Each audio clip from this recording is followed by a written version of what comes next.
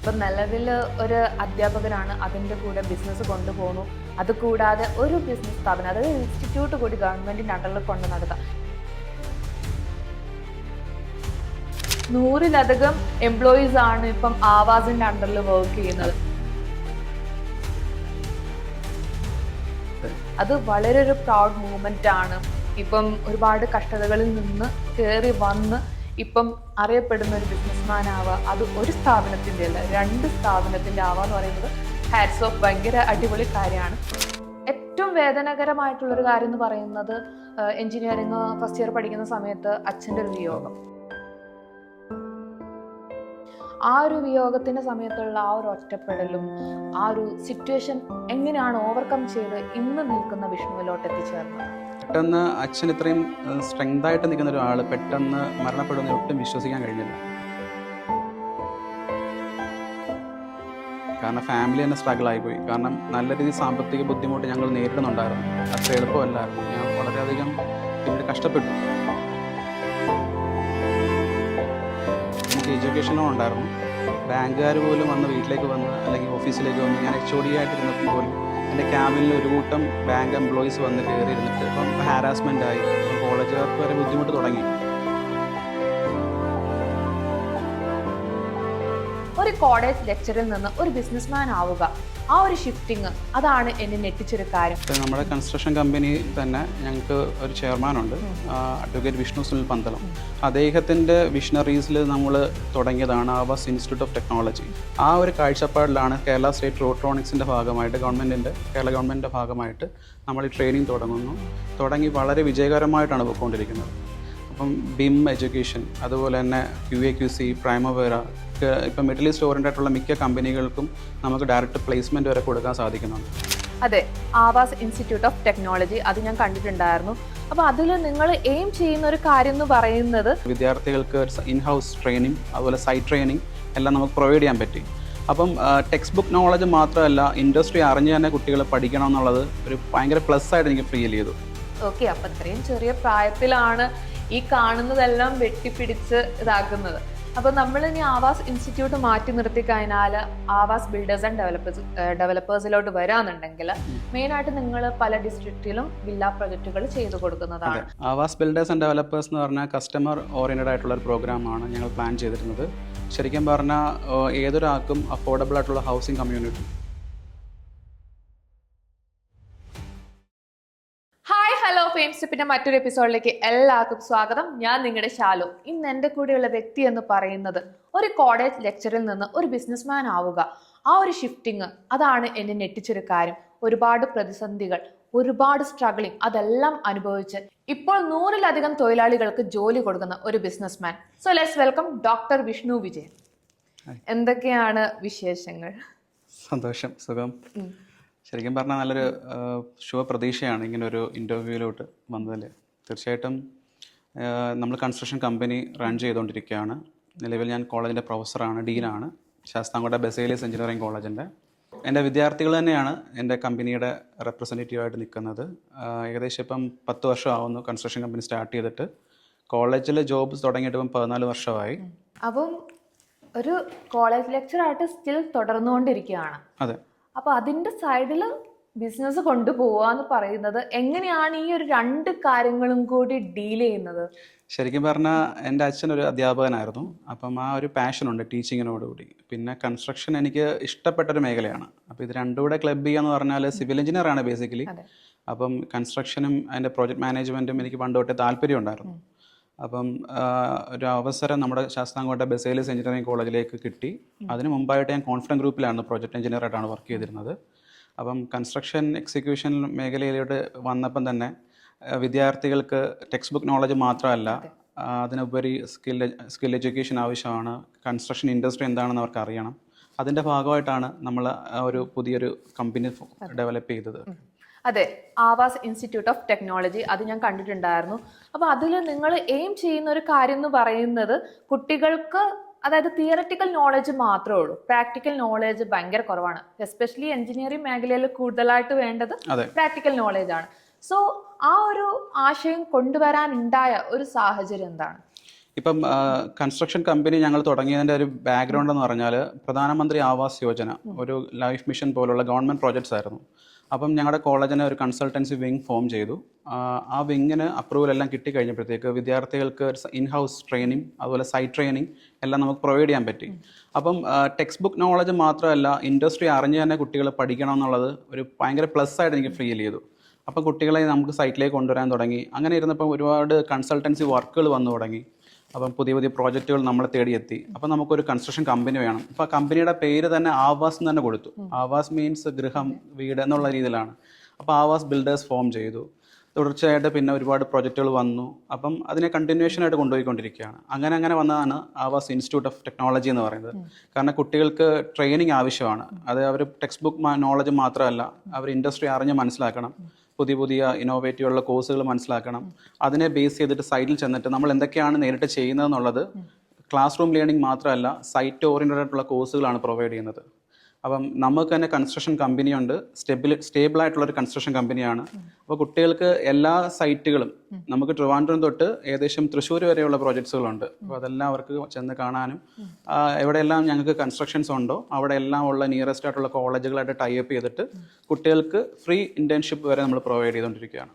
Okay, അപ്പൊ നല്ലൊരു കാര്യമാണ് ചെയ്യുന്നത്. ഇപ്പൊ നിലവിൽ ഒരു അധ്യാപകനാണ്, അതിൻ്റെ കൂടെ ബിസിനസ് കൊണ്ടുപോകുന്നു. അതുകൂടാതെ ഒരു ബിസിനസ് സ്ഥാപനം, അതായത് ഇൻസ്റ്റിറ്റ്യൂട്ട് കൂടി ഗവൺമെന്റിന്റെ അണ്ടറിൽ കൊണ്ട് നടത്താം. ഇതെല്ലാം കൂടി ഒരു ഓടി നടക്കുന്ന ഒരാളാണ്. പക്ഷെ ഇങ്ങനെ ഓട്ടത്തിന്റെ ഇടയിലും ഒരു ലൈഫ് സ്റ്റോറി നമുക്ക് എന്തായാലും ബാക്കിലുണ്ടാവും. ഒരുപാട് സ്ട്രഗിൾ പോയിന്റിൽ നിന്നാണ് നമുക്ക് ഇന്ന് ഈ കാണുന്ന വിഷ്ണുവിൽ എത്തിച്ചേർന്നതെന്ന് എന്നോട് മുമ്പ് പറഞ്ഞിട്ടുണ്ടായിരുന്നു. അപ്പം ഏറ്റവും വേദനകരമായിട്ടുള്ളൊരു കാര്യം എന്ന് പറയുന്നത് എഞ്ചിനീയറിംഗ് ഫസ്റ്റ് ഇയർ പഠിക്കുന്ന സമയത്ത് അച്ഛൻ്റെ ഒരു വിയോഗം. ആ ഒരു വിയോഗത്തിൻ്റെ സമയത്തുള്ള ആ ഒരു ഒറ്റപ്പെടലും ആ ഒരു സിറ്റുവേഷൻ എങ്ങനെയാണ് ഓവർകം ചെയ്ത് ഇന്ന് നിൽക്കുന്ന വിഷ്ണുവിലോട്ട് എത്തിച്ചേർന്നത്? അച്ഛൻ ശരിക്കും പറഞ്ഞൊരു സോഷ്യൽ സപ്പോർട്ടായിട്ട് നിൽക്കുന്ന വ്യക്തിയായിരുന്നു. പഞ്ചായത്ത് പ്രസിഡന്റ് ആയിരുന്നു ശൂരനാട് വടക്കത്തെ. അപ്പോൾ അദ്ദേഹത്തെ സംബന്ധിച്ചിടത്തോളം കക്ഷി രാഷ്ട്രീയ ഭേദമന്യേ എല്ലാവരോടും സോഷ്യലായിട്ട് നിന്ന വ്യക്തിയായിരുന്നു. ഒരുപാട് പേർക്ക് സഹായങ്ങൾ നൽകിയ വ്യക്തിയായിരുന്നു. പെട്ടെന്ന് അച്ഛൻ ഇത്രയും സ്ട്രെങ്തായിട്ട് നിൽക്കുന്ന ഒരാൾ പെട്ടെന്ന് മരണപ്പെടുന്ന ഒട്ടും വിശ്വസിക്കാൻ കഴിഞ്ഞില്ല. കാരണം പുള്ളിയുടെ ആഗ്രഹമായിരുന്നു ഞാൻ സിവിൽ എഞ്ചിനീയർ ആകണമെന്നുള്ളത്. അപ്പം എനിക്ക് ശരിക്കും പറഞ്ഞാൽ എയറോനോട്ടിക്കൽ സയൻസ് ഒക്കെ താല്പര്യം ഉണ്ടായിരുന്നു. പക്ഷേ പുള്ളിയുടെ ഒരു ആഗ്രഹം അനുസരിച്ച് ഞാൻ സിവിൽ എഞ്ചിനീയറിംഗിലേക്ക് മാറി. പുള്ളിക്കാരൻ തന്നെ പറയുമായിരുന്നു, വേറെ ദൂരെ എയറോനോട്ടിക്കൽസൊക്കെ എവിടെ ജോബ് കിട്ടുക, തൊട്ടടുത്ത് തന്നെ നിങ്ങൾക്ക് കൺസ്ട്രക്ഷൻ കമ്പനി സ്റ്റാർട്ട് ചെയ്യാം, ചെറിയ രീതിയിൽ പ്ലാനും എസ്റ്റിമേറ്റും മാത്രം വരച്ചിട്ടായാലും നമുക്ക് അടുത്ത് നിൽക്കാം, അങ്ങനെയൊക്കെയുള്ള ഒപ്പീനിയൻസ് പറഞ്ഞു. ഫസ്റ്റ് ഇയർ കഴിഞ്ഞു, എൻ്റെ റിസൾട്ട് എല്ലാം പാസ്സായി. അപ്പോൾ അടുത്ത S3 സെമസ്റ്റർ 3ലേക്ക് വന്നപ്പോഴത്തേക്ക് ആൾ മരണപ്പെട്ടു. ഞാൻ അവിടെ നിന്ന് ഇവിടെ വരെ കയറി വന്നു, ആകെ കൊളാപ്സായി. കാരണം ഫാമിലി തന്നെ സ്ട്രഗിൾ ആയിപ്പോയി. കാരണം നല്ല രീതിയിൽ സാമ്പത്തിക ബുദ്ധിമുട്ട് ഞങ്ങൾ നേരിടുന്നുണ്ടായിരുന്നു. അച്ഛന് ശരിക്കും പറഞ്ഞാൽ ജനങ്ങളുടെ ഒരു ഇഷ്ടമാണ് അച്ഛനുണ്ടായിരുന്നത്. സാമ്പത്തികമായിട്ട് ഒന്നും നേടാൻ കഴിഞ്ഞിട്ടില്ല. അച്ഛൻ മരിച്ചപ്പോൾ 2 കോടി രൂപയോളം കടമുണ്ടായിരുന്നു. അപ്പോൾ ശരിക്കും പെട്ടെന്നൊരു ജോബ് കിട്ടുക എന്ന് പറയുന്നത് അത്ര എളുപ്പമല്ലായിരുന്നു. ഞാൻ വളരെയധികം പിന്നീട് കഷ്ടപ്പെട്ടു. ശരിക്കും BTech ആയാലും MTech ആയാലും ഒരുപാട് പാടുപെട്ടു. ആ ടൈമിലാണ് ഞാൻ ചെറിയ രീതിയിൽ ചെറിയ വർക്കുകൾ തുടങ്ങിയത്. പക്ഷേ കമ്പനിയായിട്ട് തുടങ്ങിയിട്ടില്ല, കൺസൾട്ടൻസി പോലെ ചെയ്തു. അങ്ങനെ കോളേജിലൊരു അവസരം വെസേലിസ് എഞ്ചിനീയറിംഗ് കോളേജ് കിട്ടി. അതിലെനിക്ക് ശരിക്കും പറഞ്ഞാൽ ഒരു കടപ്പാടുള്ളത് അവിടുത്തെ അഡ്മിനിസ്ട്രേറ്റർ ഡയറക്ടർ തോമസ് വർഗീസ് ചാവടിയിൽ അദ്ദേഹത്തിനോടാണ്. കാരണം എനിക്കൊരു അവസരം തന്നതിലൂടെ ഞാനെന്ന വ്യക്തിയെ പുറം ലോകം അറിഞ്ഞു തുടങ്ങി, എൻ്റെ കമ്പനി ആളുകളിലേക്ക് എത്തിച്ചു. അപ്പം എനിക്ക് ഇടക്കാലത്ത് കോളേജിലെ സാലറി അറിയാമല്ലോ. അപ്പം വന്നിട്ട് അതും മുഴുക്കാതായി. ശരിക്കും ഈവൻ ബാങ്കുകാർ പോലും, എനിക്ക് എഡ്യൂക്കേഷൻ ലോൺ ഉണ്ടായിരുന്നു, ബാങ്കുകാർ പോലും വന്ന് വീട്ടിലേക്ക് വന്ന് അല്ലെങ്കിൽ ഓഫീസിലേക്ക് വന്നു. ഞാൻ HOD ആയിട്ടിരുന്നപ്പം പോലും എൻ്റെ ക്യാബിനിൽ ഒരു കൂട്ടം ബാങ്ക് എംപ്ലോയീസ് വന്ന് കയറി ഇരുന്നിട്ട് 10 ലക്ഷം രൂപയുടെ ലോൺ ഉണ്ടായിരുന്നു. അപ്പം ഹാരാസ്മെൻ്റ് ആയി. അപ്പം കോളേജുകാർക്ക് വരെ ബുദ്ധിമുട്ട് തുടങ്ങി. അങ്ങനെ ആയപ്പോഴത്തേക്ക് ഇത്രയും ബാധ്യത പിടിച്ചു വെച്ചിട്ട് കോളേജിൽ പഠിപ്പിക്കാൻ എനിക്ക് സർക്കാർ ഒരു സ്റ്റെബിലിറ്റി ഇല്ലാതായിപ്പോയി. അപ്പോൾ പിന്നീട് ഞാൻ ഈ കൺസ്ട്രക്ഷൻ വർക്ക് പതുക്കെ തുടങ്ങിയ കോവിഡ് ടൈം കൂടെ ആയി. അപ്പം ഒരുപാട് സ്ട്രഗിൾ ചെയ്തു. അപ്പം ഏത് പ്രശ്നം വന്നാലും എനിക്ക് വിൽ പവറായിട്ട് നിന്നത് അദ്ദേഹമാണ്. കാരണം ഏത് കാര്യം ചോദിക്കാനായാലും സപ്പോർട്ട് ചെയ്യാനും എല്ലാത്തിനും സപ്പോർട്ട് ചെയ്തു. ഈവൻ പാർട്ട് ടൈമായിട്ട് ഞാൻ PhD ചെയ്തു. PhD ചെയ്തപ്പോൾ എനിക്ക് ഏറ്റവും കൂടുതൽ എനിക്ക് ഇത്രയും ബിസി ഷെഡ്യൂളിൽ ഇത്രയും സാമ്പത്തിക ബുദ്ധിമുട്ട് എല്ലാം കൂടെ ഒരുമിച്ച് വന്നപ്പോഴത്തേക്ക് എന്നെ അവിടെ സപ്പോർട്ട് ചെയ്യാൻ ദൈവത്തിൻ്റെ രൂപത്തിൽ ഡോക്ടർ മിനി മാം എന്ന് പറഞ്ഞ ഒരു എൻ്റെ പ്രൊഫസറുണ്ട്. പുള്ളിക്കാരുടെ സപ്പോർട്ടാണ് എനിക്ക് PhD പൂർത്തീകരിക്കാൻ സാധിച്ചത്. ഏകദേശം 7 വർഷത്തോളം എടുത്തു. അപ്പം മീൻ ടൈം എൻ്റെ എഡ്യൂക്കേഷൻ ഒരിക്കലും ഞാൻ നഷ്ടപ്പെടുത്തിയിട്ടില്ല. എനിക്ക് ആവശ്യമാണ്, വിദ്യാഭ്യാസം ആവശ്യമാണ്. എൻ്റെ അച്ഛൻ MA B.Ed ആയിരുന്നു. കാരണം സാമ്പത്തികമായിട്ട് നേടാൻ കഴിഞ്ഞില്ലെങ്കിലും സൊസൈറ്റിക്ക് വേണ്ടി ഒരുപാട് കാര്യങ്ങൾ ചെയ്ത വ്യക്തിയുടെ മകനാണ്. അപ്പോൾ അതിലൂടെ എൻ്റെ നാട്ടുകാരെ തന്നെയാണ് എനിക്ക് ഈ വേറെ സംസ്ഥാനം എന്നുള്ള തൊഴിലാളികളൊന്നുമില്ല, എല്ലാവരും മലയാളി തന്നെയാണ്. എൻ്റെ ഗ്രാമത്തിലുള്ളവരെയാണ് എൻ്റെ കൂടെ നിർത്തിയിരിക്കുന്നത്. അവരുടെ ഫാമിലിയാണ് എൻ്റെ സപ്പോർട്ട്, അവരാണ് എൻ്റെ സപ്പോർട്ട്.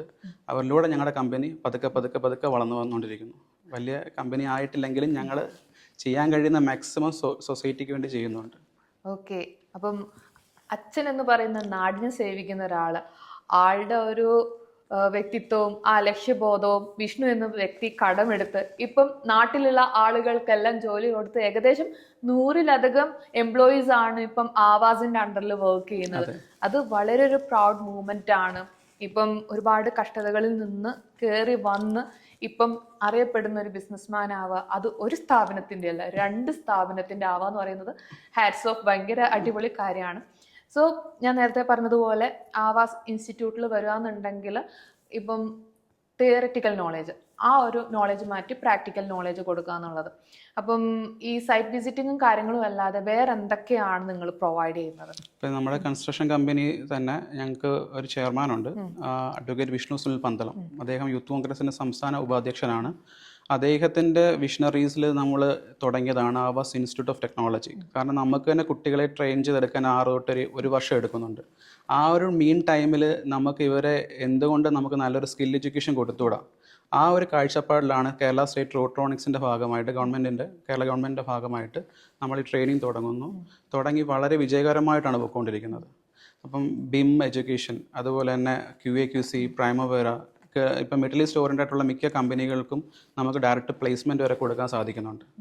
കുട്ടികൾക്ക് എന്താണോ ആവശ്യം, കാരണം ജസ്റ്റ് ഒരു തിയറിറ്റിക്കൽ ബുക്സ് റെഫർ ചെയ്തിട്ട് വരുന്ന കുട്ടികൾക്ക് സൈറ്റിൽ എത്ര ബ്രിക്സ് ഉപയോഗിക്കണം, അല്ലെങ്കിൽ എത്ര നമ്പർ ഓഫ് റെയിൻഫോഴ്സ്മെൻറ്റ് കമ്പി വേണം, എത്ര ഡെപ്തിൽ ഫൗണ്ടേഷൻ വേണം, എന്താണ് സോയിലിൻ്റെ നിലവിലുള്ള കണ്ടീഷൻ, അല്ലെങ്കിൽ എങ്ങനെയാണ് സോയിലിൻ്റെ ബിയറിംഗ് കപ്പാസിറ്റി കാൽക്കുലേറ്റ് ചെയ്യേണ്ടത്, എല്ലാം പുസ്തകങ്ങൾ മാത്രമാണ്. അപ്പോൾ അത് വെച്ചിട്ട് അവർക്ക് ഭയങ്കര സ്ട്രഗിളിങ് ആയിരിക്കും, എന്താ ചെയ്യേണ്ടത്. അപ്പം ആരും നമ്മളെ ഹയർ ചെയ്യാനില്ല. കാരണം ചോദിക്കുമ്പോഴേ പറയും, ഒരു ഇൻ്റർവ്യൂ ചോദിക്കുമ്പോൾ ചോദിക്കുന്ന ഒരു ചോദ്യമാണ് എത്ര വർഷം എക്സ്പീരിയൻസ് ഉണ്ട്. അപ്പോൾ തന്നെ അവർ തല കുനിച്ച് നിൽക്കുകയാണ്. അപ്പം അവർക്ക് സാലറി ഡിമാൻഡ് ചെയ്യാൻ പറ്റത്തില്ല. അപ്പം മീൻ ടൈം നമ്മളൊരു കൺസ്ട്രക്ഷൻ കമ്പനിയോടൊപ്പം അവർ പഠിക്കുമ്പം അവർ ഞങ്ങളുടെ ഒരു ഭാഗമായ ഒരു സിവിൽ എഞ്ചിനീയർ ആയിക്കൊണ്ടിരിക്കുകയാണ്. അപ്പോൾ അവർക്ക് വേണ്ടുന്ന ഇൻറ്റേൺഷിപ്പ് ആയാലും ട്രെയിനിങ് ആയാലും എല്ലാം നമ്മൾ തന്നെ കൊടുക്കുന്നുണ്ട്. ഓക്കെ, അത് വളരെ നല്ലൊരു കാര്യമാണ്. കാരണം ഇപ്പോഴത്തെ ഒരു തലമുറ ഫേസ് ചെയ്യുന്ന കാര്യമാണ്, പഠിച്ചു കഴിയുമ്പോഴേക്കും ഓക്കെ നമുക്ക് ഒന്നെങ്കിൽ ഡോക്ടറാവോ എഞ്ചിനീയർ ആവോ, പക്ഷേ ഡോക്ടേഴ്സിന് കിട്ടുന്ന ഒരു എക്സ്പീരിയൻസോ ഒരു പ്രാക്ടിക്കൽ നോളേജോ എഞ്ചിനീയറിംഗ് കാറ്റഗറിയിലുള്ള കുട്ടികൾക്ക് കിട്ടുന്നില്ല. അവർ ആ പുസ്തകത്തിലുള്ളതെല്ലാം അതുപോലെ കാണാപ്പാഠം പഠിച്ച് പിന്നീട് സ്ട്രഗിൾ ചെയ്യുന്ന ഞാൻ ഒരുപാട് കണ്ടിട്ടുണ്ട്. എൻ്റെ ചുറ്റിനും ഉള്ളവരും എൻ്റെ കൂടെ പഠിച്ചവരായിട്ടുള്ള ഒരുപാട് പേരെ ഞാൻ കണ്ടിട്ടുണ്ട്. ഇതെല്ലാം പഠിച്ചു കഴിഞ്ഞാൽ ഒരുപാട് ഫീസും കാര്യങ്ങളും മുടക്കി പഠിക്കും. എന്നിട്ട് പ്രാക്ടിക്കൽ നോളേജും എക്സ്പീരിയൻസും ഇതും കിട്ടാൻ വേണ്ടിയിട്ട് വെറും അപ്രന്റൈസ് ആ ഒരു പ്രോഗ്രാം ഉണ്ടല്ലോ, ആ ഒരു പ്രോഗ്രാമിന് പോയിട്ട് പട്ടിപ്പണി എടുക്കുന്ന ഒരുപാട് ആളുകളുണ്ട്. അത് വെച്ച് നോക്കുമ്പോൾ നല്ലൊരു മെസ്സേജ് ആൻഡ് നല്ലൊരു എക്സ്പീരിയൻസ് ആണ് ഡോക്ടർ വിഷ്ണു നൽകുന്നത്. സോ 7 വർഷത്തോളം ഇതാക്കി ഞാൻ ചോദിക്കാൻ വരുമായിരുന്നു ഡോക്ടർ എന്ന ലേബൽ എങ്ങനെയാണ് വന്നതെന്നുള്ളത്. അതിനുള്ള ഉത്തരം എനിക്ക് കിട്ടി. PhD എടുത്തതിന് ശേഷം ഡോക്ടറായി. ആൻഡ് ഇപ്പൊ എത്ര ഏജ് ഉണ്ട്? എനിക്കിപ്പോ 34 കഴിയുന്നു. ഓക്കെ, അപ്പൊ അത്രയും ചെറിയ പ്രായത്തിലാണ് ഈ കാണുന്നതെല്ലാം വെട്ടിപ്പിടിച്ച് ഇതാക്കുന്നത്. അപ്പൊ നമ്മൾ ഇനി ആവാസ് ഇൻസ്റ്റിറ്റ്യൂട്ട് മാറ്റി നിർത്തി കഴിഞ്ഞാൽ ആവാസ് ബിൽഡേഴ്സ് ആൻഡ് ഡെവലപ്പേഴ്സിലോട്ട് വരാന്നുണ്ടെങ്കിൽ മെയിൻ ആയിട്ട് നിങ്ങൾ പല ഡിസ്ട്രിക്റ്റിലും വില്ല പ്രൊജക്റ്റുകൾ ചെയ്തു കൊടുക്കുന്നതാണ്. അപ്പം ആദ്യമേ ഒരുപാട് സ്ട്രഗിൾ ചെയ്താണ് വന്നത്, പക്ഷേ ഇപ്പം സ്മൂത്ത് ആയിട്ട് കാര്യങ്ങൾ പോകുന്നു. ഇപ്പൊ എന്താണ് ആവാസ് ബിൽഡേഴ്സ് ആൻഡ് ഡെവലപ്പേഴ്സിനെ പറ്റിയിട്ട് ഡോക്ടർ വിഷ്ണുവിന് പറയാനുള്ളത്? ആവാസ് ബിൽഡേഴ്സ് ആൻഡ് ഡെവലപ്പേഴ്സ് എന്ന് പറഞ്ഞാൽ കസ്റ്റമർ ഓറിയൻറ്റഡ് ആയിട്ടുള്ള ഒരു പ്രോഗ്രാമാണ് ഞങ്ങൾ പ്ലാൻ ചെയ്തിരുന്നത്. ശരിക്കും പറഞ്ഞാൽ ഏതൊരാൾക്കും അഫോർഡബിൾ ആയിട്ടുള്ള ഹൗസിംഗ് കമ്മ്യൂണിറ്റി, അതാണ് ഞങ്ങളുടെ മെയിൻ ആയിട്ടുള്ള വില്ല കൺസ്ട്രക്ഷനിലേക്ക് പോയത്. ഞാനും പ്രിയപ്പെട്ട അഡ്വക്കേറ്റ് വിഷ്ണു സുനിൽ പന്തളത്തിനും കൂടി കൊളാബ് ചെയ്തിട്ടാണ് ഞങ്ങൾ ഈ വില്ല പ്രോജക്റ്റ് എല്ലാം ചെയ്യുന്നത്. അപ്പോൾ അഷ്ടമുടി കായലിനോട് ചേർന്ന് തന്നെ CRSൻ്റെ റൂൾസ് ആൻഡ് റെഗുലേഷൻസ് പാലിച്ചിട്ട് ഏകദേശം ഒരു 15ഓളം വില്ലകൾ ശാസ്താംകോട്ട കാരാളിമുക്കിൽ ഞങ്ങൾ ചെയ്യുന്നുണ്ട്. മെയിൻ പാരലി ഗുരുവായൂർ ടെമ്പിളിനോട് ചേർന്നിട്ട് 2 ഏക്കർ സ്ഥലത്ത് പ്ലോട്ട് എടുത്ത് ഡിവിഷൻ ചെയ്തിട്ട് പുതിയ വില്ല കമ്മ്യൂണിറ്റി ചെയ്യുന്നുണ്ട്. അങ്ങനെ എവിടെയെല്ലാം ഞങ്ങൾക്ക് ആക്സസ് ഉണ്ടോ അവിടെയെല്ലാം ഞങ്ങൾ കോസ്റ്റ് എഫക്റ്റീവും അതുപോലെ ബഡ്ജറ്റ് ഫ്രണ്ട്ലി ആയിട്ടുള്ള ഹൗസിംഗ് കമ്മ്യൂണിറ്റിയാണ് ചെയ്യുന്നത്. കോസ്റ്റ് എഫക്റ്റീവ് എന്ന് പറയുമ്പോൾ ക്വാളിറ്റിയിൽ കോംപ്രമൈസ് ഇല്ല. കസ്റ്റമറിന് ഏതാണോ താല്പര്യം അവരുടേതായ സ്പെസിഫിക്കേഷൻ കസ്റ്റമൈസ്ഡ് ആയിട്ട് പ്രിപ്പയർ ചെയ്തിട്ട് അവർക്ക് നല്ല രീതിയിൽ ഒരു നല്ല ഡെവലപ്ഡ് ആയിട്ടുള്ള ഒരു ഹൗസിംഗ് ഫെസിലിറ്റീസ് കൊടുക്കുക എന്നുള്ളതാണ് ആവാസിൻ്റെ മെയിൻ എയിം. ഓക്കെ, ഇനി ആവാസ് ബിൽഡേഴ്സിന്റെ ആയിക്കോട്ടെ അല്ലെങ്കിൽ ഇൻസ്റ്റിറ്റ്യൂട്ടിന്റെ ആയിക്കോട്ടെ അടുത്ത 5 വർഷത്തെ ഒരു ലക്ഷ്യം എന്താണ്? ശരിക്കും ഞങ്ങളിപ്പം വില്ല കൺസ്ട്രക്ഷൻ ആയിട്ടാണ് പോകുന്നത്. മുഴുവൻ കൊമേഴ്ഷ്യൽ കൺസ്ട്രക്ഷൻസും ചെയ്യുന്നുണ്ട്. ഞങ്ങൾക്ക് മെയിനായിട്ട് ഒരു 5 ഇയറിനുള്ളിൽ ഞങ്ങൾക്ക് വളരെയധികം സ്ട്രെയിറ്റ് അവേ ഒരു പ്രോഗ്രാം പ്ലാൻ ചെയ്യുന്നത് അപ്പാർട്ട്മെൻറ്റ് കൺസ്ട്രക്ഷനിലേക്ക് ഇറങ്ങാൻ പ്ലാനിങ് ഉണ്ട്. പിന്നെ കൂടുതലായിട്ടും ഇപ്പം പല എഞ്ചിനീയറിംഗ് കോളേജായിട്ടായിട്ട് നമ്മൾ ടൈപ്പ് ചെയ്യുന്നുണ്ട്. ആ ടൈപ്പ് ചെയ്യുന്ന ഭാഗങ്ങളിൽ പരമാവധി ലാൻഡ് അക്വിസിഷൻ ചെയ്തിട്ട് ഹൈറൈസ് ബിൽഡിങ്ങും വില്ല കമ്മ്യൂണിറ്റിയും കുറച്ചുകൂടെ എക്സ്പാൻഷൻ ചെയ്യാനുള്ള കാര്യമാണ്. ഇപ്പം തന്നെ ഞങ്ങൾക്ക് ട്രിവാൻഡ്രത്ത്, അതുപോലെ കൊച്ചി, കൊല്ലം, തൃശ്ശൂർ എല്ലായിടും പ്രോജക്റ്റ് ഉണ്ട്. നേരത്തെ വയനാട്ടിലൊരു പ്രോജക്റ്റ് ഉണ്ടായിരുന്നു. എല്ലാ പ്രോജക്റ്റും 100% സക്സസ്ഫുള്ളായിട്ട് ഡെലിവർ ചെയ്യാൻ കഴിഞ്ഞു. അതാണ് ആവാസിനെ സംബന്ധിച്ചുള്ള ഒരു പോസിറ്റിവിറ്റി. എത്ര ഡിഫിക്കൽട്ടീസ് പീരീഡ് ആയാലും നമ്മൾ കസ്റ്റമറിനെ ഫോക്കസ് ചെയ്ത് തന്നെ അവരുടെ ആഗ്രഹങ്ങൾക്കനുസരിച്ചിട്ടാണ് നമ്മൾ കൂടെ നിന്നത്. അപ്പോൾ ഈവൻ ഒരു കൺസ്ട്രക്ഷൻ കഴിഞ്ഞിട്ട് പിന്നെ നമ്മൾ പോവല്ല.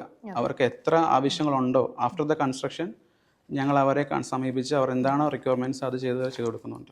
അപ്പം കൺസ്ട്രക്ഷൻ മേഖലയിലോട്ട് വരികയാണെന്നുണ്ടെങ്കിൽ ഇത് സ്റ്റാർട്ട് ചെയ്ത ടൈമിലായിക്കോട്ടെ, വില്ല പ്രൊജക്ട്സ് ഓൺഗോയിങ് ആവുന്ന ടൈം ആയിക്കോട്ടെ, കസ്റ്റമേഴ്സിൽ നിന്നായാലും ബാക്കി ഗ്രൂപ്പുകളിൽ നിന്നായാലും നേരിട്ടിട്ടുള്ള ഒരു വെല്ലുവിളികൾ എന്തൊക്കെയായിരുന്നു? ഇപ്പോൾ ഏറ്റവും വലിയൊരു ചാലഞ്ച് എന്ന് പറഞ്ഞാൽ നമ്മൾ ക്വാളിറ്റി ഓഫ് കൺസ്ട്രക്ഷന് ഫോക്കസ്ഡ് ആണ്. ഇപ്പോൾ പുതുതായിട്ട് തുടങ്ങുന്ന കുറച്ച് കോമ്പറ്റേറ്റേഴ്സ്, ആരുടെയും പേരെടുത്ത് പറയുന്നില്ല, അവർ EMI സിസ്റ്റത്തിൽ തുടങ്ങുന്നുണ്ട്. പിന്നെ ആദ്യമേ ഫണ്ട് കൊടുക്കണ്ട, എല്ലാം കഴിഞ്ഞിട്ട് കൊടുത്താൽ മതി, അവരുടെ ഡീഡ് മാത്രം കൊടുത്തുകൊണ്ട് കൺസ്ട്രക്ഷൻ സ്റ്റാർട്ട് ചെയ്യുന്നവരുണ്ട്. ശരിക്കും പറഞ്ഞാൽ അതൊക്കെ ഒരു സ്കാമാണ്, വേറെ ഒന്നും കൊണ്ടല്ല. ഒരു പ്രതീക്ഷയാണ് ഒരു മനുഷ്യൻ്റെ വീടെന്ന് പറയുന്നത്. അപ്പോൾ പെട്ടെന്ന് കൺസ്ട്രക്ഷൻ കഴിയാനായിട്ട് വെപ്രാളം കാണിക്കുന്ന ആൾക്കാരുണ്ട്. അവരോടെല്ലാം പറയും ഏതൊരു കാര്യത്തിനും ഒരു മിനിമം ക്യൂറിങ് പീരീഡ് ഉണ്ട്. ഈവൻ കോൺക്രീറ്റ് ആവട്ടെ, ഏത് കൺസ്ട്രക്ഷൻ നോക്കിക്കഴിഞ്ഞാലും ഒരു സെറ്റ് ഓഫ് ടൈം ഉണ്ട്. അതുപോലും പൂർത്തീകരിക്കാതെ പെട്ടെന്ന് റാപ്പിഡായിട്ട് കൺസ്ട്രക്ഷൻ ചെയ്ത് പോവുകയാണ്. അതിന് ശേഷം ഉണ്ടാകുന്ന ഡിഫിക്കൽട്ടീസ് മിക്ക ബിൽഡേഴ്സും തിരിഞ്ഞു നോക്കുന്നതേ ഇല്ല. പൂർണ്ണമായിട്ട് അവർ സ്വപ്നങ്ങളെ നശിപ്പിക്കുകയാണ്. മിക്കയിടത്തും കൺസ്ട്രക്ഷനിൽ ക്രാക്സ് ഫോംഡ് ആവുന്നു, ക്രാക്ക് എക്സ്പാൻഷനിലേക്ക് പോകുന്നു.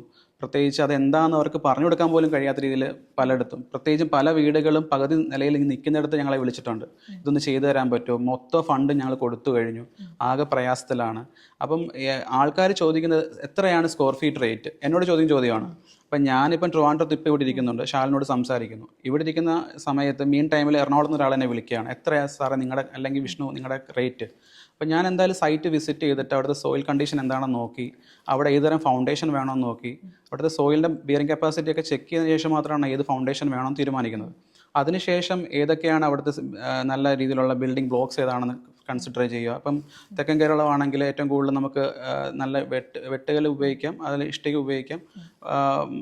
മറിച്ച് നമ്മൾ ഈ വടക്കൻ കേരളത്തിലേക്ക് വരുമ്പോഴത്തേക്ക് നമുക്ക് ഇഷ്ടികയാണ് ഏറ്റവും കൂടുതൽ പ്രിഫർ ചെയ്യേണ്ടത്. പിന്നെ സിമെൻറ്റ് ബ്ലോക്സ് ഉപയോഗിക്കുന്നവരുണ്ട്, പുതിയ ഇന്നോവേറ്റീവായിട്ടുള്ള AC ബ്ലോക്കുകൾ വരെ ഉപയോഗിക്കാം. അപ്പോൾ ഏതൊക്കെ വേണമെന്നുള്ളത് നമ്മൾ തീരുമാനിച്ചിട്ട് അതിൻ്റെ ഡിസൈനും അതിൻ്റെ എലിവേഷനും ഇൻറ്റീരിയർ ഡിസൈനും ലാൻഡ്സ്കേപ്പിങ്ങും സെപ്റ്റിക് ടാങ്കും എല്ലാ ഡീറ്റെയിൽസും ബിൽ ഓഫ് ക്വാണ്ടിറ്റിയുടെ അടിസ്ഥാനത്തിലാണ് നമ്മൾ റേറ്റ് പറയുന്നത്.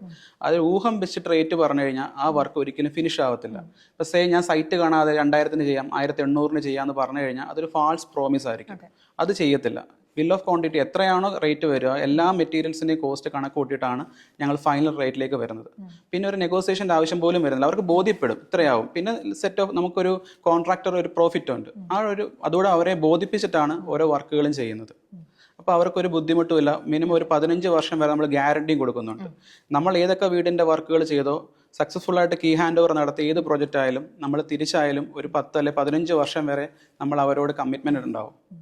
നമുക്ക് ലൈഫ് എത്ര ടൈം ഉണ്ടോ അതുവരെ അവരോട് കമ്മിറ്റ്മെൻറ്റ് ഉണ്ടാവും. അതാണ് എനിക്ക് തരാനുള്ള അഷുറൻസ്. ഓക്കെ, അപ്പം ഭയങ്കര ട്രാൻസ്പെറൻ്റ് ആയിട്ടാണ് കസ്റ്റമറുമായിട്ട് നിങ്ങളുടെ കമ്പനി ഡീൽ ചെയ്ത് പോകുന്നത്. അത് വളരെ നല്ല കാര്യമാണ്. എന്നാലും കോമ്പറ്റീറ്റേഴ്സ് ഉണ്ടെങ്കിലും ആ ഒരു വെല്ലുവിളികളെ തരണം ചെയ്ത് തന്നെയാണ് മുമ്പോട്ട് പോകുന്നതെന്ന് അറിഞ്ഞതിലും സന്തോഷം. അപ്പം ഇപ്പോഴത്തെ ഒരു തലമുറ എന്ന് പറഞ്ഞു കഴിഞ്ഞാൽ ഓവർകം ചെയ്യാൻ വേണ്ടിയിട്ട് ഇതുപോലെ സ്ട്രഗിളിംഗ് പീരീഡിൽ നിന്ന് കയറി വരാൻ ആഗ്രഹിക്കുന്ന തലമുറയ്ക്ക് എന്താണ് വിഷ്ണു എന്ന് പറയുന്ന വ്യക്തിക്ക് ലൈഫിൽ നിന്നുണ്ടായ എക്സ്പീരിയൻസ് എല്ലാം വെച്ചിട്ടൊരു മെസ്സേജ് കൊടുക്കാനുള്ളത്? ഓക്കെ, നല്ല ചോദ്യമാണ്. എൻ്റെ വിദ്യാർത്ഥികളോടും അല്ല ഞാൻ നേരിട്ട് കാണുന്നവരോട് എനിക്ക് പറയാനുള്ളത്, പ്രത്യേകിച്ച് സിവിൽ എഞ്ചിനീയറിംഗ് പ്രൊഫഷണൽസിനോട് പറയാനുള്ളത്, നമ്മൾ എവിടെയാണോ പഠിച്ചത് അത് ഓക്കെ, അതിനേക്കാൾ ഉപരി നമ്മൾ സൊസൈറ്റിക്ക് വേണ്ടി കാര്യങ്ങൾ ചെയ്യുക. നമ്മളൊരു പ്രൊജക്റ്റ് ചെയ്ത് കഴിഞ്ഞാൽ ഒരു ഫോർ എക്സാമ്പിൾ ഒരു ഓണ്ടർപ്രണറായിട്ട് വരിക, എല്ലാവരും പറയുന്നത് എന്താണ്, പഠിച്ച് നല്ല ജോലിക്കാരനാവണം.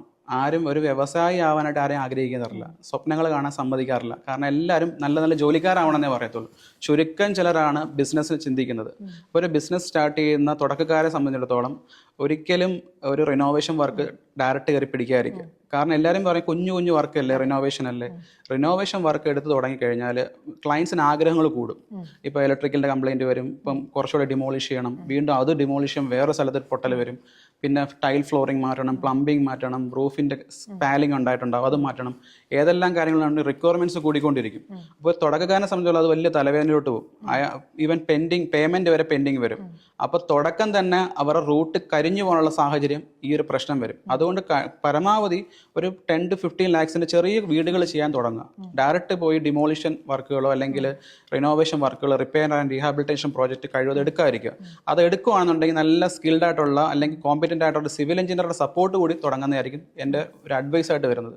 കാരണം ഈ റീസെൻ്റ്ലി ഇപ്പം TKM പഠിച്ചിറങ്ങിയ ഒരു പയ്യൻ ഒരു പ്രോജക്റ്റ് തുടങ്ങി. അവനൊരു 22.5 ലക്ഷം രൂപയുടെ പ്രോജക്റ്റ് എടുത്തത്. അത് വന്ന് 70 ലക്ഷം രൂപയുടെ ഏകദേശം 20-22 ലക്ഷം രൂപയോളം ക്ലയൻറ്റ് കൊടുക്കാനുണ്ട്. അത് ചെറിയ വീടല്ല, വലിയൊരു ബംഗ്ലാവ് വീടാണ്.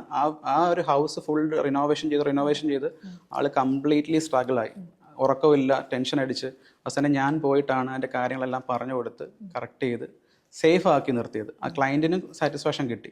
കാരണം ക്ലയൻറ്റ് ഒരു പുതിയ തുടക്കക്കാരെ സംബന്ധിച്ചിടത്തോളം മെയിനായിട്ട് അറിയേണ്ടത് ലേബർ മാനേജ്മെൻറ്റ് ഒരു പ്രധാന കാര്യമാണ്. ലേബേഴ്സാണ് നമ്മൾ സപ്പോർട്ട് ചെയ്യേണ്ടത്. അവരെ എങ്ങനെ മാനേജ് ചെയ്യുന്നുള്ള കഴിവാണ്. അവരെ തന്നെ കാറ്റഗറി ചെയ്യണം നമ്മൾ. സ്കിൽഡ് എഞ്ചിനീയേഴ്സ്, അതായത് semi skilled, unskillful labour, skilled labour തന്നെ 3ആയിട്ടാണ്. Skillful labour, semi skillful labour, unskillful labour, അങ്ങനെ കാറ്റഗറൈസ് ചെയ്തിട്ട് വേണം. അവരുടെ കഷ്ടപ്പാടാണ് നമ്മുടെ വിജയം. അപ്പോൾ അവരെ നമ്മൾ അതേപോലെ കാണുക, അവർക്ക് എല്ലാ സപ്പോർട്ടും കൊടുക്കുക. അതുപോലെ തന്നെ പുതിയ ഈ കോമ്പറ്റൻ്റ് ആയിട്ടുള്ള എഞ്ചിനീയേഴ്സിൻ്റെ ഏറ്റവും വലിയൊരു കാര്യം എന്ന് പറഞ്ഞാൽ മെറ്റീരിയൽ മാനേജ്മെൻറ്റും ക്ലയൻറ്റ് മാനേജ്മെൻറ്റും ഇമ്പോർട്ടൻ്റ് ആണ്. എല്ലാ ക്ലയൻറ്റും കാഴ്ചയ്ക്ക് എല്ലാവരും പ്രീമിയം ആയിരിക്കും. കാര്യത്തോടെ എടുക്കുമ്പോഴത്തേക്ക് വേറൊരു വ്യത്യാസം വന്നു തുടങ്ങും. അത് കീനായിട്ട് ഒബ്സർവ് ചെയ്യാൻ കഴിയുന്ന ഒരാൾക്ക് ഈ കൺസ്ട്രക്ഷൻ മേഖലയിൽ സക്സസ്ഫുൾ ആവാൻ പറ്റത്തുള്ളൂ. കറക്റ്റായിട്ട് പ്ലാനിങ്ങും ഡിസൈനിങ് 3D ആണ് തുടക്കം ചെയ്യേണ്ടത്. സൈറ്റ് വിസിറ്റ് കഴിഞ്ഞാൽ ആ ടൈം തന്നെ നമുക്ക് അസസ്മെൻറ്റ് കിട്ടും ഈ ക്ലയൻറ്റ് എങ്ങനെയുണ്ടെന്നുള്ളത്. അപ്പോൾ പിന്നീട് അങ്ങോട്ട് ഒരു വർഷത്തെ ജേർണിയാണ്. ആ ജേർണിയിൽ ഇടയ്ക്ക് ഒരു പിണക്കം വന്നാൽ മൊത്തത്തിൽ സ്ട്രഗ്ലിംഗ് ആവും, സമാധാനം നഷ്ടപ്പെട്ടു, വർക്ക് ചെയ്യാൻ പറ്റാതെ ഇപ്പോൾ മറ്റു പല വർക്കിനെയും ബാധിക്കും. അതുകൊണ്ട് ഞങ്ങളെ സംബന്ധിച്ചിടത്തോളം ഞങ്ങൾ വളരെയധികം ഒബ്സർവ് ചെയ്യും. ആദ്യമേ പ്ലാൻ തുടങ്ങും, ഡിസൈൻ ചെയ്യും, സ്പെസിഫിക്കേഷൻ പ്രിപ്പയർ ചെയ്യും, പിന്നെ എസ്റ്റിമേഷൻ കൊടുക്കും.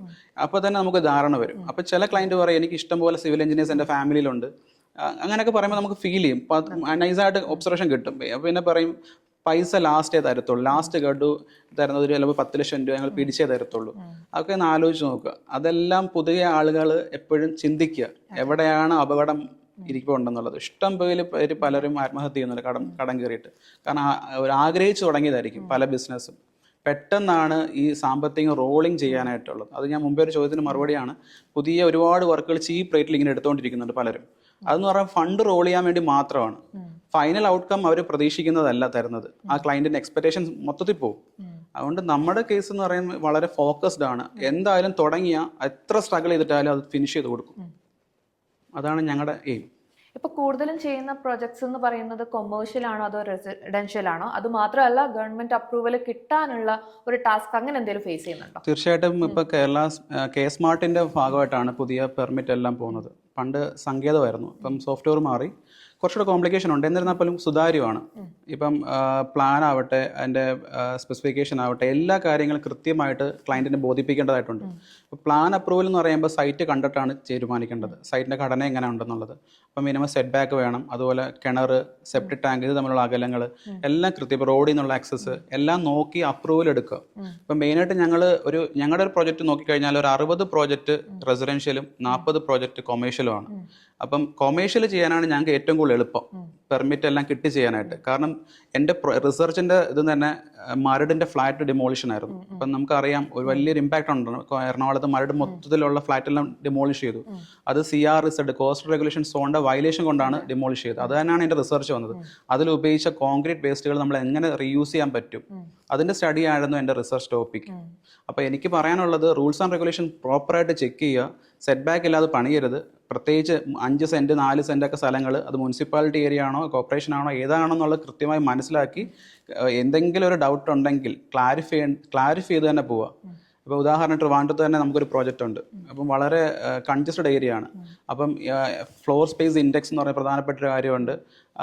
ആ ഒരു കാര്യങ്ങൾ നിയറസ്റ്റ് ആയിട്ടുള്ള ബിൽഡിങ്ങിൻ്റെ ഹൈറ്റ് പോലും ഇമ്പോർട്ടൻ്റ് ആണ് ഒരു മെയിനായിട്ടുള്ള ടൗണിൽ നമ്മളൊരു കൺസ്ട്രക്ഷൻ ചെയ്യുവാണെങ്കിൽ അത് നമ്മൾ ഉറപ്പ് വരുത്തിയിട്ട് വേണം നമുക്ക് പെർമിറ്റിന് വേണ്ടി കൊടുക്കാൻ. ഇപ്പോൾ എല്ലാ എഞ്ചിനീയേഴ്സിനുള്ള ഒരു പദവി എന്ന് പറയുന്നത്, ലൈസൻസ്ഡ് എഞ്ചിനീയേഴ്സിനുള്ള ഒരു പദവി എന്ന് പറഞ്ഞാൽ അവർക്ക് തന്നെ സെൽഫ് അപ്രൂവൽ കൊടുക്കാം. അപ്പോൾ പിന്നീടാണ് ഓവർസിയറോ അല്ലെങ്കിൽ എഞ്ചിനീയറോ വന്ന് വെരിഫൈ ചെയ്യുന്നത് ഗവൺമെൻറ്റിൻ്റെ. അപ്പോൾ അപകടപ്പെട്ട് കഴിഞ്ഞാൽ, മിസ്റ്റേക്ക് വന്നു കഴിഞ്ഞാൽ വലിയ ഫൈൻ ഇമ്പോസ് ചെയ്യും, അത് വളരെ റെപ്യൂട്ടേഷനെ ബാധിക്കുകയും ചെയ്യും. അപ്പോൾ ഞങ്ങളൊരു 3 സ്ക്രീനിങ് കഴിഞ്ഞിട്ടാണ് ഞങ്ങൾ അപ്രൂവലിലേക്ക് പോകുന്നത്.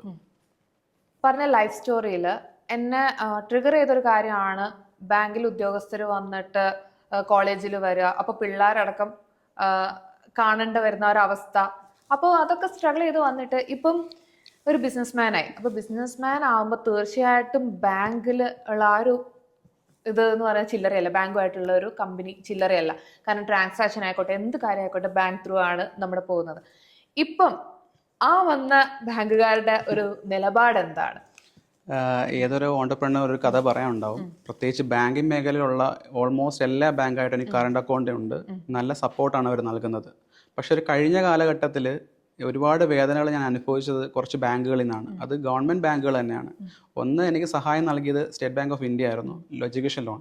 ആ ലോൺ അങ്ങ് കൂടിക്കൂടി അച്ഛൻ മരിച്ച കാരണം ഒരു 3 ലക്ഷം രൂപ എടുത്തത് 12 ലക്ഷം രൂപയിലേക്ക് എത്തി. അതും തിരിച്ചടയ്ക്കണമെങ്കിൽ ടൈം വേണ്ടേ, ജോലി ആവുന്നതേ ഉള്ളായിരുന്നു. ആ ടൈമിൽ വലിയ പ്രശ്നം വന്നു. അത് മാറാൻ വേണ്ടി ഹൗസ് വെച്ചിട്ട്, ലാൻഡും വെച്ച് ബാങ്ക് ഓഫ് ബറോഡ ലോൺ എടുത്തു. ഇതെല്ലാം കൂടെ കുമിഞ്ഞുകൂടി വലിയൊരു ബാധ്യതയിലേക്ക് എത്തി. അവസാനം അച്ഛൻ മരണപ്പെട്ടപ്പോഴത്തേക്ക് ഈ പറയുന്ന ബാങ്കിലുള്ളവരെല്ലാം തേടിയെത്തി. അപ്പം എൻ്റെ പേരിലൂടെ ഉണ്ടായിരുന്ന ലോൺ. അപ്പം ബാങ്കിൽ എൻ്റെ ജോലി സ്ഥലത്ത് വരെയും വന്നു വലിയ പ്രശ്നം ഉണ്ടാക്കി വലിയൊരു പ്രയാസം എന്ന് പറഞ്ഞു കഴിഞ്ഞാൽ വലിയ രീതിയിൽ ഇൻസൾട്ടേഷൻ സംഭവിച്ചു പോയി. അപ്പം കുട്ടികൾ ഉൾപ്പെടെ വന്ന് ചോദിച്ചു, എന്ത് സാറേ ഇത്രയും പേര്, അത് ഒരു ബാങ്ക് ലോൺ തീരെ അടയ്ക്കാൻ പറ്റാതെ വരുമ്പോൾ സംഭവം ഉണ്ടല്ലോ, ആളുകൾ വന്ന് കുറച്ചധികം പേര് വരും. അപ്പോൾ എൻ്റെ ക്യാബിനിൽ വരെ വന്ന് കയറിയിരുന്നുണ്ട്. അതേ ബാങ്കുകാരാണ്, അതേ ബാങ്കിലുള്ള ആ വ്യക്തികളെ ഞാൻ പറയുന്നില്ല, പുതിയ ആളുകൾ വന്നിട്ട് എനിക്ക് PhD അവാർഡായപ്പോഴും എൻ്റെ ഓരോ നേട്ടങ്ങൾക്കും, എനിക്ക് നാഷണൽ അവാർഡ് ഉണ്ടായിരുന്നു, ട്രെൻഡ് സെക്ടർ അവാർഡ്, ഗോവ വെച്ചൊരു സെറമണി. അതിൽ ഓരോ പ്രോഗ്രാമിലും സക്സസ് ആവുന്നതനുസരിച്ച് എൻ്റെ ബാങ്കിലുള്ളവരാണ് എന്നെ ട്രീറ്റ് ചെയ്തത് നല്ല രീതിയിൽ. SBI ആവട്ടെ, ഇസാഫ് ആവട്ടെ, ICICI ആവട്ടെ, HDFC ആവട്ടെ, എല്ലാ ബാങ്കിലുള്ള മെയിൻ മാനേജേഴ്സ് എന്നെ വന്നിട്ട് അനുമോദിച്ചിട്ടുണ്ട്. അപ്പോഴേക്ക് സന്തോഷം തോന്നാറുണ്ട്. ഓൾമോസ്റ്റ് ഏതൊക്കെ ബാങ്ക് ഉണ്ട് അവരെല്ലാം അക്കൗണ്ട് ഉണ്ട്, ആരെയും വിഷമിപ്പിക്കാറില്ല, കിട്ടുന്ന കാര്യങ്ങളെല്ലാം അവരെ സപ്പോർട്ട് ചെയ്യുന്നുണ്ട്. ഓക്കെ, ഞാൻ ഇതിൽ നോട്ട് ചെയ്ത പോയിന്റ് ആണ്, കോവിഡ് ടൈമിലാണ് ഞാൻ എല്ലായിടത്തുനിന്നും ഡൗൺ ആയിട്ട് നിന്ന് തുടങ്ങിയത് എന്നുള്ളത്. കോവിഡ് ടൈം എന്ന് പറയുമ്പോൾ ഈച്ച് ആൻഡ് എവറി പേഴ്സണെ സംബന്ധിച്ച് അവരുടെ എല്ലാം ലോസ് ആയ ടൈമിൽ നിന്നാണ് ഒരു ഫീനിക്സ് പക്ഷിയെ പോലെ ഡോക്ടർ വിഷ്ണു വിജയ് ഉയർന്നെഴുന്നേറ്റത്. അപ്പൊ എന്തായാലും ഒത്തിരി സന്തോഷം. ഓക്കെ, അപ്പൊ തോറ്റു പോയടത്തു നിന്ന് ഉയർത്തെഴുന്നേൽക്കാൻ കഴിയുന്നുള്ളത് മനസ്സിലായില്ല. കാരണം ഇപ്പം പല ആളുകൾ ഒന്നും ചിന്തിക്കുന്നില്ല, ഒന്ന് ഡൗൺ ആകുമ്പോഴേക്കും അവരവരുടെ ലൈഫ് എൻഡ് ചെയ്യാണ്. പക്ഷേ ഡോക്ടർ വിഷ്ണുവിന്റെ സ്റ്റോറി എന്ന് പറയുന്നത് അത് ഒരു പുതിയ ഒരു ഉയർത്തെഴുന്നേൽപ്പാണെന്ന് തന്നെ വേണമെങ്കിൽ പറയാം. വളരെ പ്രചോദനമായിട്ട് യുവതലമുറകൾക്ക് എക്സാമ്പിൾ ആക്കാൻ പറ്റിയിട്ടുള്ള ഒരു മെൻറ്ററും കൂടിയാണ് ഡോക്ടർ വിഷ്ണു വിജയ്. അപ്പോൾ ഇത്രയും നേരം ഞങ്ങളുടെ കൂടെ സഹകരിച്ചതിന് ഒത്തിരി താങ്ക്സ്. അപ്പം താങ്ക് യു സോ മച്ച്.